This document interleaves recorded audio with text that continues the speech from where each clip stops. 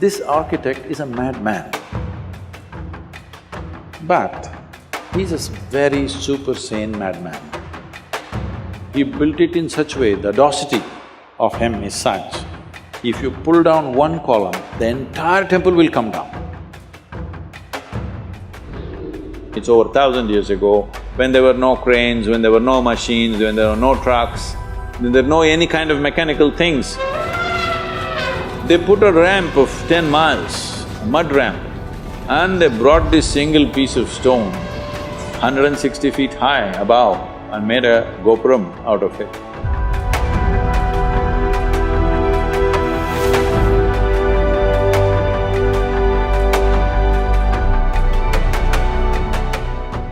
Even in architecture, there is adventure, isn't it? You must see Ranakpur. Have you seen Ranakpur in Rajasthan? You must see. Ranakpur also has Kumbhalgarh within 20 kilometers. It's the second largest wall on the planet. Most Indians know because we keep all the things that we should be proud of a secret. The second largest wall on the planet, which if you look at it aerially, you would mistake this to be Great Wall of China. It's that big.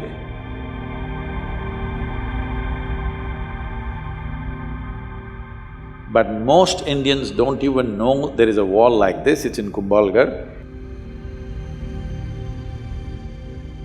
Close to that is Ranakpur.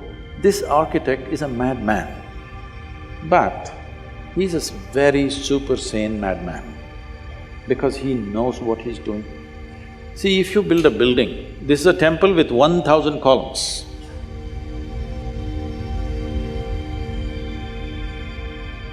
If you're thinking about safety, what would you do? Just in case over a period of time, if one column collapses, because those days the material is only stone, there is no steel and concrete and stuff. You would make sure if one column falls down, there'll be another column which will keep the temple up. No, he built it in such a way, the audacity of him is such, if you pull down one column, the entire temple will come down. His pride in his intelligence and capability is such that he made it in such a way, if one column comes, the temple should not exist. And it's standing for over 500, 600 years without an issue. You will see something like that in the yoga center. We built an elliptical dome, no steel, no concrete. And at the top, it's only 8 inches thick. And just to freak people, I left a 9 feet diameter hole. People said, this will go to collapse. It will not collapse.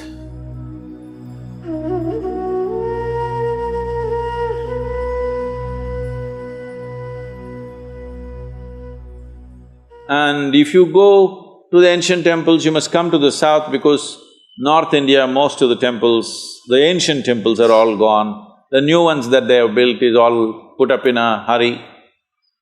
But if you come to the south and see, one amazing thing you will see is their sense of geometry. Unbelievable. How they arrived at this sense of geometry, 1,000 years ago, 2,000 years ago, absolute geometric sense in their mind. You've seen Belur Halebeedu? Have you? Karnataka temples? Oh, it's a must-see. It's just a must-see for any human being, especially those of you who are in architecture, art, whatever you are into. Some aesthetics you are into means this is something you must see.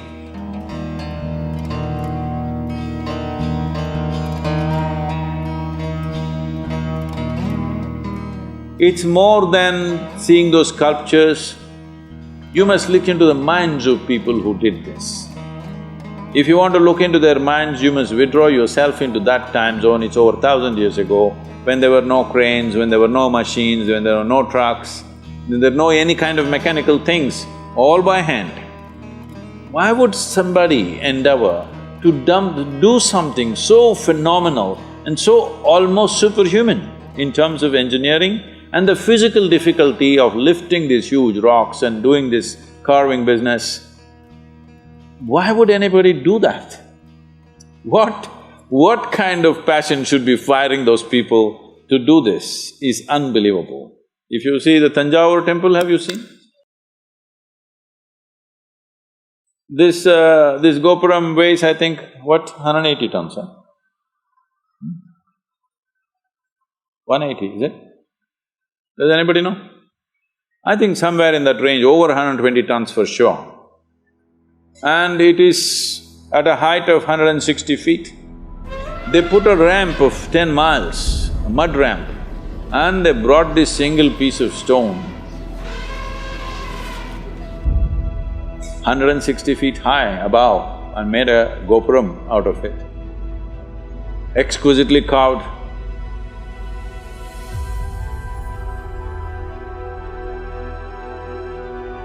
Well, in Karnataka, what they carved is soapstone. In Tamil Nadu, Tamil people are crazy. They carved granite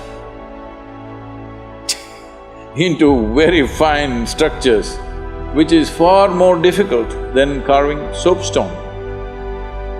And they put it up there. What is it that's firing these human beings?